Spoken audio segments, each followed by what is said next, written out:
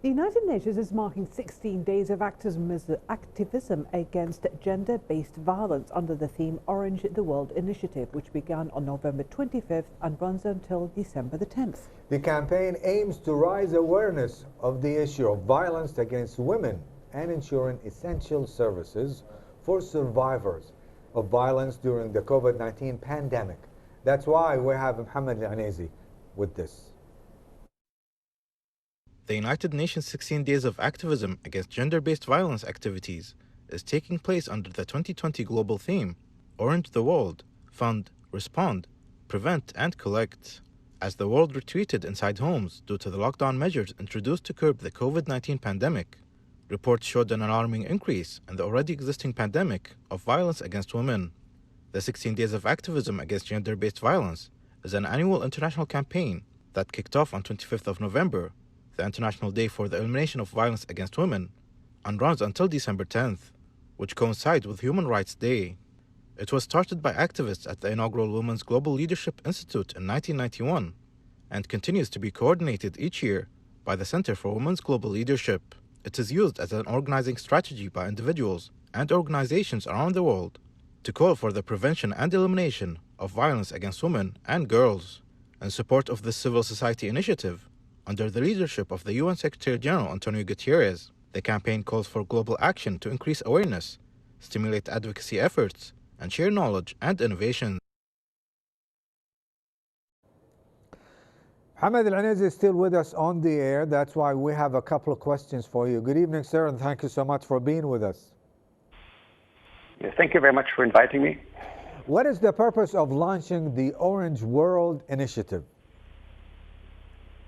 Yes, thank you very much. As you have mentioned already, it's a campaign that began in 1991 and focuses on the elimination of gender-based violence. You mentioned the theme as well, Orange the World, Fund, Respond, Prevent and Collect. And I think especially in the current pandemic crisis, we're seeing a troubling increase in the amount of gender violence at home.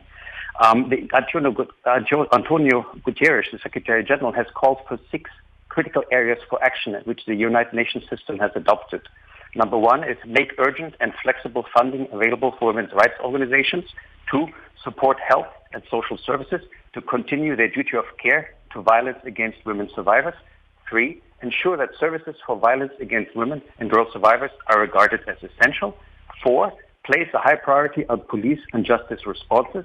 Put preventive measures in place, that's number 5. And 6, finally, collect data to be used to improve services and programs. So that's where we are now. And it's a pleasure to be part of this very, very important campaign. That's wonderful. Okay, and now another question before I let you go. The effort done by the United Nations in collaboration with the State of Kuwait government in this regard, what exactly we're talking about here? Well, thank you very much for that question as well. It's of course, normally the UN, together with its government partners, would host a number of physical events, which of course, as you may understand, in the current pandemic crisis, are not possible. But this, of course, doesn't mean that the United Nations, with the government of Kuwait, has not been actively promoting action against gender-based violence. And I would like to join the UN resident coordinator, Dr. Tarek Al-Sheikh, who said that Kuwait has shown great progress in this regard through its commitment, for example, the Convention on the Elimination and Discrimination Against Women and the Universal Periodic Review of Human Rights.